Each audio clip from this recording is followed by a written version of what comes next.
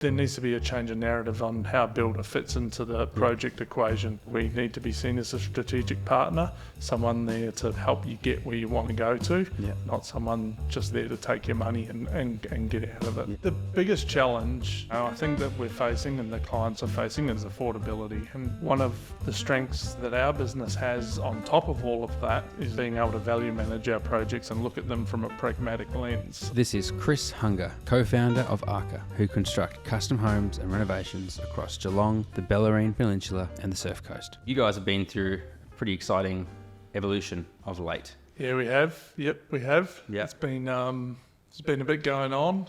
Definitely been a bit going on, but we're getting kind of to the point where we're about to pull the curtains and show everyone what we've been up to. So yeah, definitely feeling pretty excited. That's good. By the time this goes live, everyone will know about who ARCA is, and yes, they will. Yeah. They would have seen some stories. They would have, some social media. Yeah. They'll see lots of new T-shirts and hoodies getting around. In light of that, I think because you guys have been going through this evolution and it's pushed you guys to think more about who are we, and we've also known who we are, but how do we start articulating that really well? And does that flow through everything that we do, live, eat and breathe for this business, your team, your clients, everything? And that's been a really cool journey to be walking with you on. Not that we've done branding at all, but hearing what that's been like, and we've been working on new stories and be the amplifier and everything on the back end. One thing that's been really cool, I've enjoyed seeing and talking to you about, is you focusing on where your core values, but also your core competencies and your core strengths. As a leadership team, you personally, as ARCA, when and how does that all start? How do you come to know or be clear on what those core competencies are and core strengths?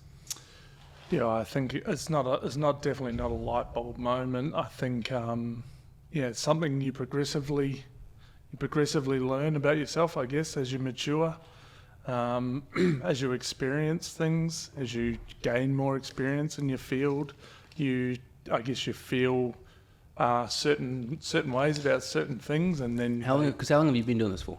Like, how long have you been in the building space? I've been in the building industry for 20 years, and as a kid at school, I knew that's what I wanted to do. So my route to get there was a little, I probably went the wrong way around the roundabout, but, for 12 months I went to, New Zealand equivalent of a uni to be an architecture student, after a conversation with my dad and whatnot. But yeah, it's funny, this whole building thing has been like a fire burning within me for a long, long time. So I think that's epic. Yeah. Really cool. This whole process to rebrand and rename to ARCA has actually really reignited that fire, because I think at times things can get a little stale, and the daily grind of running a building company, especially in the previous couple of years, it's been quite exhausting. But yeah, I'm super happy to be sitting here wearing this T-shirt today, and as we speak, we're only 48 hours away from launching ARCA, and I'm super pumped. I'm super excited to see what sort of opportunities it creates, and really relaunch Paul and my business for 2024 and beyond. So it's awesome. It's really, really awesome. Yeah, definitely is. How do you, when it comes to looking at your strengths, and this whole evolution and reigniting the fire would have, like I said, caused you to look in at what those are so that you can communicate those through the brand. What do you guys find are some of your core strengths at ARCA? Like you and Paul, and then as a company? I think both Paul and I are, and obviously doing the prep for this today, I think the first one that I think is our strength is resilience. I think, back to my personal experiences as an apprentice in New Zealand, everything that sort of led me to this path, I think the foundation of those strengths is resilience, and the fact that, individually, I don't think we're ever defeated, and together we're never beaten. Do you know what I mean? And that's not coming from a place of arrogance that, we always win and we always, come out on top. It's the fact that, we don't let things beat us down and defeat us. So, particularly, like I said, in previous years, as we navigated, probably the most challenging time our industry has ever faced, definitely in our lifetime, That resilience was really at the core of it. And then, to build on that, the other strengths kind of get developed along the way. So they sometimes are developed as a matter of survival, because you have to, because you've been placed in certain situations or had certain experiences, and all of a sudden something just kind of sticks with you, and you're like, actually, I can do this. But I think it takes a certain level of maturity and ability to you actually stand outside yourself and look back at yourself, with a fair bit of, honesty. Yeah. So, honesty is a big one. I know you really stand very close to that value and character trait. It's also, having worked with you guys now, here and there over the last 3 years, more maybe, talking with you, talking with Paul, resilience has been one thing that we've really seen as you guys have come through the last couple of years, and everyone's had to go through those challenges. I know Paul loves his systems and his processes, and he talked about how those just been so beautifully refined because of the pressure, not just you guys, but the industry coming through that. And then also seeing how you guys subscribe to the mental model of problems equal opportunities. So you talk about survival there, but I know you and I have talked about that same concept. Other ways to articulate it would be leaning into the problems. A problem is an opportunity, and that's something that, just before jumping on this, you talked about the highs and the lows, but I feel like whenever you guys come out of a low, it's that much, you're that much higher. Yep. And then the baseline low is higher than what the previous one was. And so there's this continual growth and evolution that we've seen you guys go through. So. Pressure bursts pipes, doesn't it? Yep. Pressure builds diamonds, and pressure has definitely galvanized Paul and I as a team. It's galvanized us as a business. It is a bit of an up and down roller coaster, but I think the longer time goes on and the more we kind of figure it out and understand what we're capable of, those peaks and troughs, they just become the balance. The balance of them becomes less trajectory, I suppose. So we still enjoy our highs and we still feel our lows, but I think we've just become a bit more accustomed to dealing with it. I know for Paul, when he first came into the business full time, I said, this is the game. I said, enjoy the highs, because you guarantee the lows will definitely come. You know what I mean? It's just how do you deal with it. So probably the second strength of ours has been client focused or client centric, as we say. So when we look at being resilient and being client focused, how does that, in terms of a core strength, play out and provide value to your clients? I guess our strengths play into our clients' hand, right? Because we're better equipped to stand on the front line for them and deal with the challenges. We're well placed to navigate their project and then ultimately deliver on the scope, deliver the project, and navigate anything that might come up along the way. For those listening who may be new to the industry or prospective clients who are listening to this, very likely, is there an example that you can give for that? The biggest challenge, I think that we're facing and the clients are facing is affordability. And we've talked about it before and we've chatted a lot about it offline, right? So one of the strengths, that our business has on top of all of that, and kind of feeds into that client centricity is being able to value manage our projects and look at them from a pragmatic lens. So we wind the dial all the way back to, me as leaving school and doing a year of architecture gave me kind of that insight on how all of that works and how I can use my practical builder's mind to, potentially manipulate the project or skin the cat differently, is the term I often use, to deliver that project potentially in a slightly different way, but for a lower cost or more efficiently is typically the language I like to use. And just about managing that value aspect of the project, because that's what you guys talk about when you talk about value manage a project. That's what it looks like. So there's a job we have on site at the moment in Barwon Heads, and came from an awesome architect, and it was an awesome house, but it just wasn't aligned at the end of the tender process. I think we were the fourth to tender it, and they'd been down the road with 3 other builders, and they couldn't get a deal done because the number wasn't adding up. Yeah. And they just couldn't make peace with it. It's a really smart guy, works in procurement for a massive company, like really intelligent couple, right? And they just they couldn't make sense of it. And I was having a look at it at home one night and put my problem solving hat on, because I kind of feel like that's probably the majority of my role within the business nowadays. And I just thought there's just a lot of inefficiency here and a lot of doubling down. And I started to table a couple of ideas with them just on the chat, and they were open to it. That's good. And very quickly, I was able to put together a proposal to rehash it, and it took a bit of time, but we committed to having it value managed, and in actual fact, it ended up way better than I thought it would. Yep. Epic. Yeah, and I rang Paul and said, I've done it actually. It's coming at whatever it was, Yeah. it was 300 or 400 grand cheaper on a pretty big value project. And he's like, you might want to check that, man. And so I did. Run it through my spreadsheet. Yeah, he's like, hey, I've got a model for that. Yeah. And in actual fact, he did. And the client was stoked. And the job went to site, and that kind of defines the win-win outcome for us. Yeah, Chris, when it comes to building the brand ARCA, I mean, you guys went through a great evolution, worked with Theory, they're a fantastic team, and I know we've been through that process ourselves, loved it, creating the brand and putting what you did into there. We had some funny stories that came out of that as well from you and Paul, in terms of if you were to identify the company through a person, what would that look like? We won't go there. But when it comes to putting your strengths into the brand and how the brand can represent that, how did you go about that? It was, it was like everything Paul and I do, because there's two of us, there has to be a certain amount of collaboration, It's not like Absolutely. Paul says, hey, we're going to call our company ARCA and this is going to be our identity, on we go, and I just follow blindly. It doesn't work like that.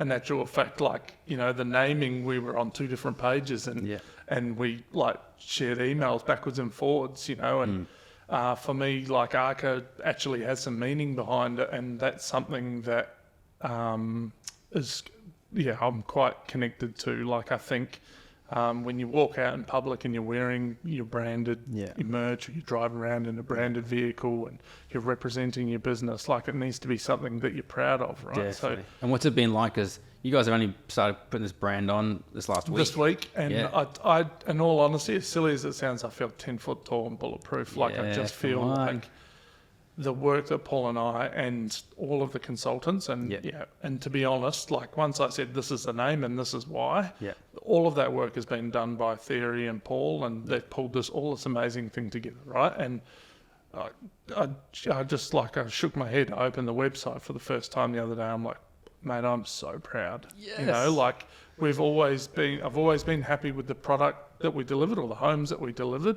And the people that we had doing it for us. But I think this has really allowed that step change to the next level, and will really launch us into the years to come. One thing I often hear you talk about is, just through this podcast, if those listening go back and listen to it, it's not you, it's you and Paul, it's you and the team, it's you and the consultants. So you have a big, really good understanding and appreciation for the team behind everything.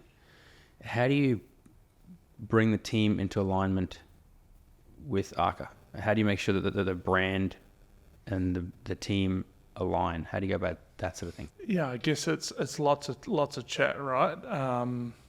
Obviously Paul and I kind of set the strategy and the agenda or the direction, but we consult. We have massive respect for our core team, so we consult with them quite a bit, and we kind of table ideas. We have a big table in our meeting room, and we sort of sit around that, and it's normally gloves off, and you just say what you think, with respect, and that really helps Paul and I kind of feel the temperature of the room and understand where we're going. But that's 4 or 5 people.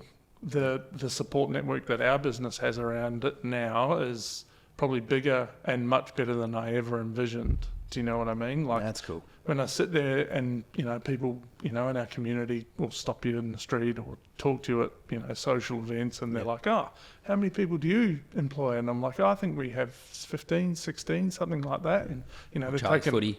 Yeah. They're taken aback by that. And so am I when I take that moment in time to realise what this is, because I definitely haven't got there on my own, and Paul definitely hasn't got there on his own. And in actual fact, as a team, we haven't got there on our own either. It's, this rebrand was, a lot of work with Theory and their different minds, their creative minds in the backgrounds, guiding us and giving us information, and Paul and my ability to sort of just to hear and listen, and then make decisions that were way more informed can't be understated. Tell me, how significant is team alignment with your core strengths and with brand identity? Yeah, massive. Yeah, really, it's really, really important. But to take that to another level, it's the team that you put around you, yes, because it's like a tug of war, right? Like you can't be successful in a tug of war if you're not all pulling in the same direction. Yeah, that's true. So a lot of the people that are in our team have similar passions in terms of, they genuinely love building as a career choice, not just as a job. And so it's not that hard to get them on board for this sort of stuff, like seeing the guys on site pull on their new ARCA t-shirts and being like, yes, this is awesome, I love this. Do you know what I mean? That has actually been quite, that's been quite like invigorating as well, because it kind of gives just a new lease on life to something that we've been doing and fundamentally isn't changing. That concept's amazing, because it's like the people are the same. Like through this branding, no one's really, it's still the same team. Yeah, exactly. But what it's done to you as a team is just leveled up. 100% it has. And yeah, I don't know what that is. Like, I'm no psychiatrist. I've struggled to figure myself out, let alone all of the psychiatry behind that. But yeah, what I have seen is is definitely a level up and that sort of stuff. And then, probably the other thing to that point is the people in our team have their own strengths as well, which, we are able to bolt onto the side of our business as well. So. How do you go about, I guess, understanding the strengths of your team as individuals? Because they will bring something really unique and powerful. And then you got, the concept of synergy when you put them all together. How do you go about identifying those strengths of your team? And then how do you go about investing and nurturing and watering and seeing come to fruit and bear fruit those strengths of your team members? Well, I think it's quite simply as listening, right? So, by design, we have 2 ears and 1 mouth. And I think, we're intended to listen twice as much as we talk. So, my ears are normally pricked up listening on site to what the guys say and how they talk about particular things that are happening. Yeah. It's, I don't know, like I just hear something that invigorates, like a train of thought or, gives me something and I follow that. Yeah. So we've had, I had a young guy this morning drive me to the airport. He's a 4th-year apprentice. He's a ripping kid. And I know where I think he's going to go. But it's like, this morning we spoke about him finishing his apprenticeship next year and then what was going to happen. Mm-hmm. Do you know what I mean? So it's about creating an environment. And this young guy was part of your team? Yep. Yeah. He's one of our apprentice carpenters. And it's about, it's really about nurturing. Mm-hmm. Like my experience as an apprentice wasn't one that I particularly enjoyed on specific days. And so I've made a concentrated effort to make our environment different. I like to accommodate them and young blokes and allow them to be young, allow them to live, but I also want to be there to put my arm around them when the rubber hits the road as well. I've got one laid up in bed at the moment with a knee that's been recoded and he's devastated. Do you know what I mean? Yeah, it was cool to hear you even take the time out. I think one of your young apprentices had a long-term relationship breakup with some of his girlfriend, and but to hear that you took the time to put your arm around him and go, mate, how's it going? It might be a joke on site to the guys and whatever, but for you it's personal. How are you going? Yep. That said a lot. Yeah, they're all, like when I sit back and look at our team objectively, like our on-site team, I think they're all good human beings that reflect like mine and Paul's values. So we sit there and say we're a small family business. Then in a family, you get around and support each other, for the good, but even more so for the bad. And, that young bloke will bounce back. I just feel like, I've been there. I've had breakups. I've had, it feels crap. It doesn't feel good, but, like it also is really distracting as well. So one part of me is like, hey man, like I'm here to talk. This is a safe environment. And, truth be told, our guys wouldn't take the piss out of someone in that situation. They'd probably have a laugh about most things, but I reckon they would draw the line there, and they'd be like, "Oh, you're all right." And in actual fact, I got a couple of phone calls saying, "Hey, you need to keep checking it on.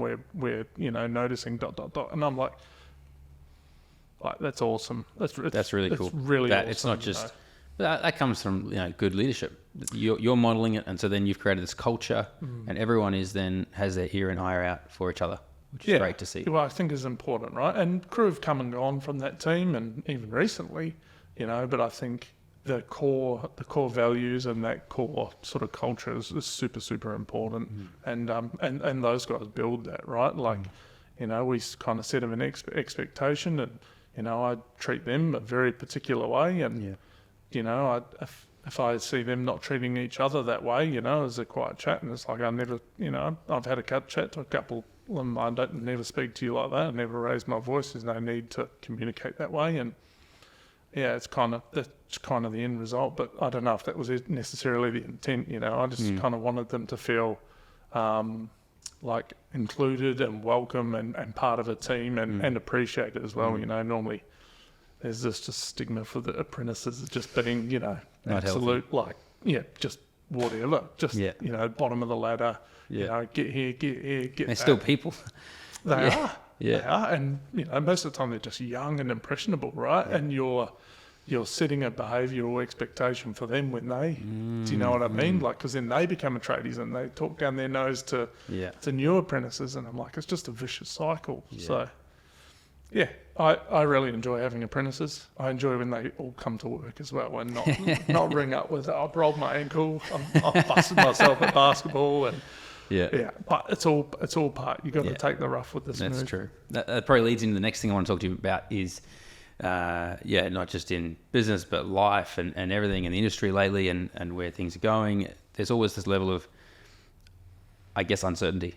And another one of your core beliefs, I guess the mindset that you and Paul have, is around this idea of adaptability and growth. And growth, we've discussed at length, doesn't mean, let's scale to the moon and let's 10x, 100x. No, it's that you guys all have this mindset of continual growth and development. But talk to me a little bit about that idea of adaptability and growth and how you guys see that play out in this dynamic construction industry. Yeah, it is a dynamic space massively, and there's a saying Paul introduced me to: you either innovate or you die.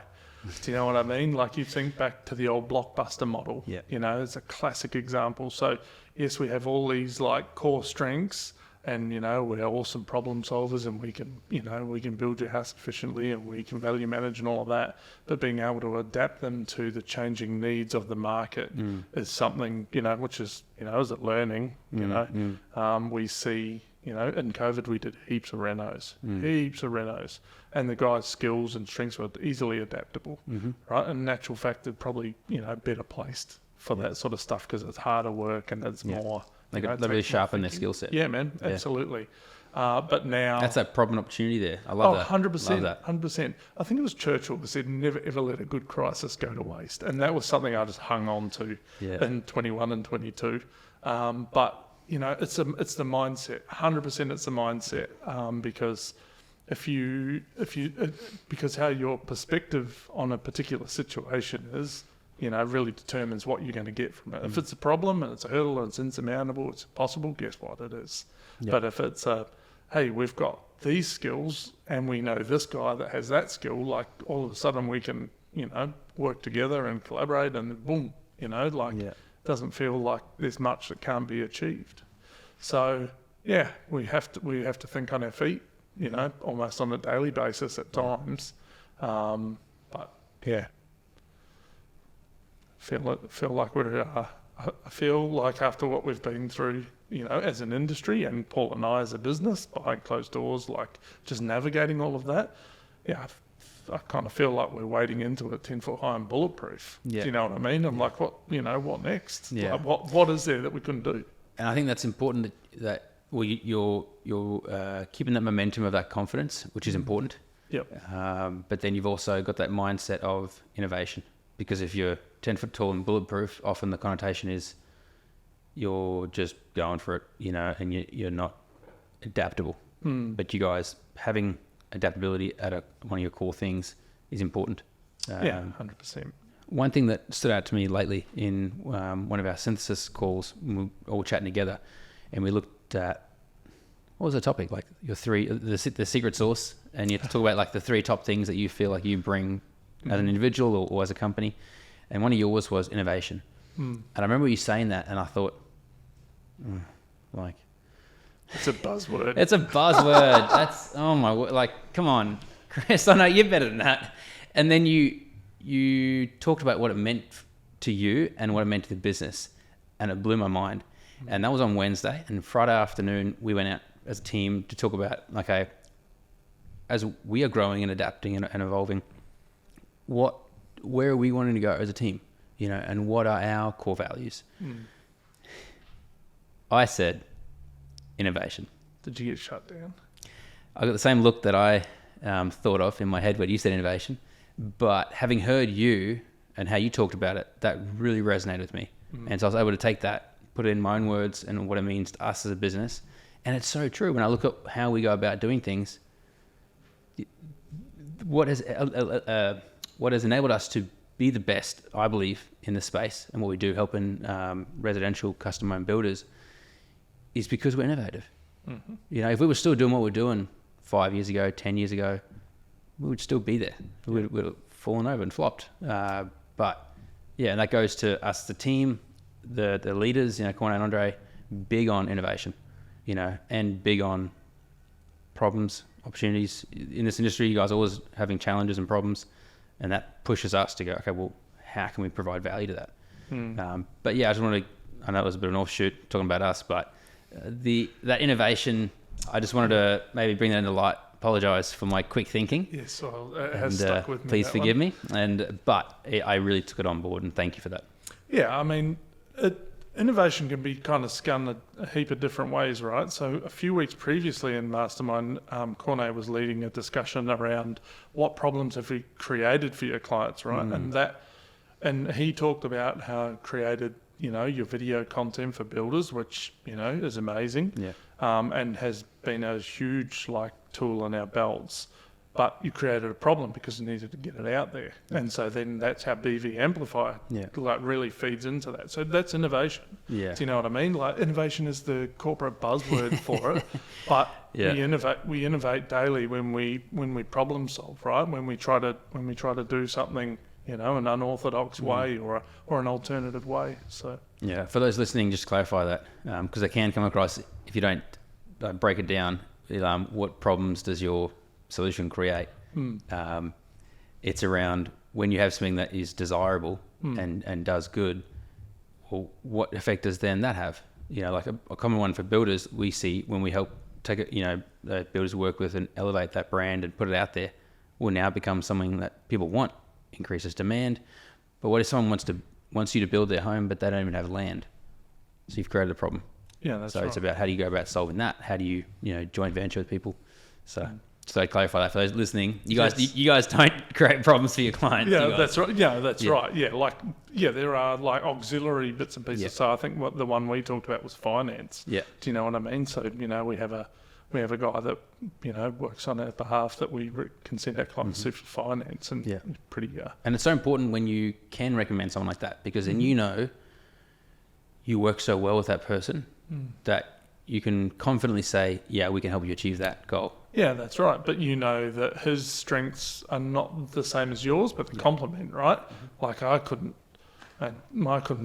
figure my way around a mortgage application or how to skin it so that it all stacks up properly. Do you know what I mean? But I can make a mortgage repayment. Yeah. Do you know what I mean? That's the kind of the headspace you need to be in. So, examples for ours are interior designer and all of that sort of stuff. So, we can create these beautiful homes, but clients are not sure how to piece it all together. So, we bring Amy into the office, and, she's got beautiful personality, and she's, really approachable, and that solves that problem. Yeah. What's some exciting things to look forward to for ARCA? Well, I mean, how long have we got? I know. The projects that are coming through, there's some really exciting ones. So when I'm noticing a little bit of a shift into multi-res, which is something we've dipped our toe in. We've got a really big multi-res site on a prominent street in Geelong and Newtown that we'll probably start on before Christmas. And, you know, that demand for housing, even though the affordability part has had some challenges for, you know, individuals, the housing problem, you know, nationwide is still really prominent. So still lots of, you know, chit chat about that in the media and from the associations. So our adaptability has kind of, you know, forced us to, you know, to sort of look at how we can provide a solution for that. So yeah, I'm noticing a bit of a trend into, you know, townhouses and that sort of stuff. But yeah, we want to put the ARCA spin on them too, right? So of course they have to stack up financially, but that's where you can barely manage it. 100%. And so yeah, we've got one that we're about to go to contract on that we have fully designed and town planned with our internal team. And yeah, I look at the renders and I'm like, this definitely lifts the expectation for townhouses. On that, that's a great example of something where you've taken from right through from design all the way through. What's that like? And I know we've discussed, you know, we haven't discussed it today, but off camera we've discussed it a lot. What are some of the benefits of when someone can work with you right from the early stages of design right through? It's just massively efficient, right? So it's effective and efficient. So effectiveness and efficiency are essentially doing the right things and doing them the right way. And so, yeah, we're on the hook. And, you know, I don't mind saying that. We take accountability for, you know, the work that we do on your behalf. But, yeah, I say that quite confidently because we, you know, 99 times out of 100, it all goes to plan. There is a practical element of design that is really imperative in this market with, you know, the new cost of building custom homes, you know, particularly quality construction. You know, lack of affordability, the time to partner with a strong, practical, you know, builder that has the ability to deliver your project from concept to completion. Time for that to be a success is now. It's never been more important to have a builder on site. So if someone's looking at doing a really cool project, come talk to you before they start designing. Yeah, I think or during design. Yep. Whether it's us in our area or any builder, I think there needs to be a change in narrative on how a builder fits into the project equation. You know, we need to be seen as a strategic partner, someone there to, you know, to help you get where you want to go to. Not someone just, you know, there to take your money and get out of it. So yeah, we need to change that narrative, definitely. Well, Chris, I'm really thankful for your time today and really excited to see where ARCA is moving to and goes to in the future. Thank you. I appreciate it, and I appreciate you having me in and for all the work that BizVideo and the team have done for us in this rebrand. It's been a pleasure. Look forward to working with you guys for a long time.